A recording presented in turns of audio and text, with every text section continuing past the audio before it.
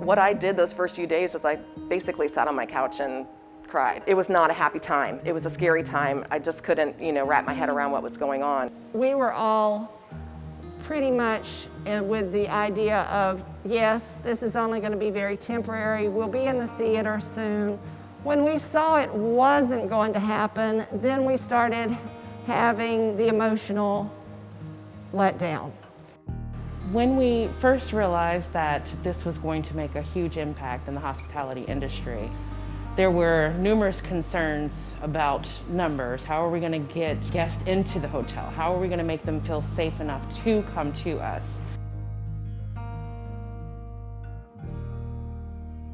Every step of the way, we've sort of had to reinvent how we're going to manage reopening and the volume of people and the workload. We went with all the research to find out what was the safest and best ways to do this and logically bring back our dance company members for limited classes. I opened Lily's Age Apothecary. It was a vision to bring to life my craft. One of the things that we felt we could provide to the community were soaps and hand sanitizers. So those were the two things that we focused on, trying to make sure we were supplying to people.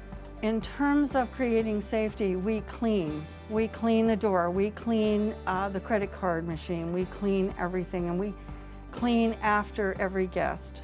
The measures that we have taken for COVID actually start well before they come to the studio. When they go onto our website, we have a guideline, an outline of what we expect from them. We require masks for anyone that is inside the building. Our faculty, our staff, our dancers. We're not allowing anyone from outside at this time, like parents or observers, into the building because of safety precautions. Once they go into the studio, we have marked on the studio floor color-coded dots that correspond with the studio, and those are distanced 7 feet apart in every direction. And then in between every class and every rehearsal, we disinfect.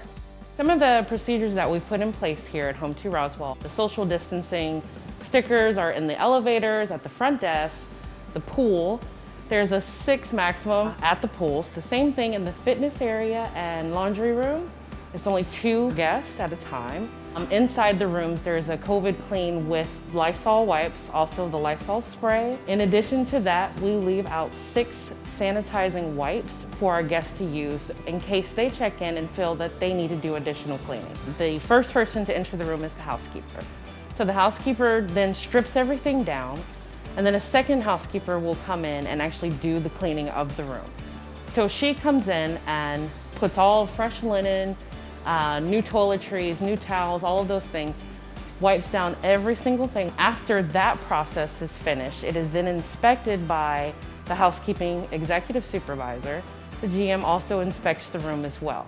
Once the GM gives the approval, then the door is sealed with a Hilton Clean Protected seal. So the next guest that checks in is the first to break the seal, letting them know that they are the first to enter the room. I think it took about a week or so for us to kind of get in gear and make a plan of action. So we right away got our online store going. We initiated the curbside pickup. We were able to kind of step by step open back up in very small increments. The thing that makes Deep Roots unique, I think, is that not only are we a wine shop, but we also have these really unique wine tasting machines. Of course, the wine tasting machines, you can drink by the taste, the half glass or the full glass. We always ask everybody to get a fresh glass every time they go to the wine station. Of course, we always have our mask on. We are constantly washing our hands. We were actually really fortunate with just our sheer patio size. We're one of the lucky ones in Roswell that actually has a pretty big patio. It helps us out a lot being able to space people out. I think it's important that we band together. I think it's important that we speak loudly. Consumer confidence is our biggest concern. It's important for us to take this pledge so that the customer could see that we were committed to it and know that when they walk into our building and they see the sign at the front door that we have taken these measures and that we are a safe business to visit. It's important for all of us to take the Come Back Safely pledge because we are a community. And together as a community, we can overcome all things. So this is one of those things that we need to participate in order to make sure that we're all doing our part.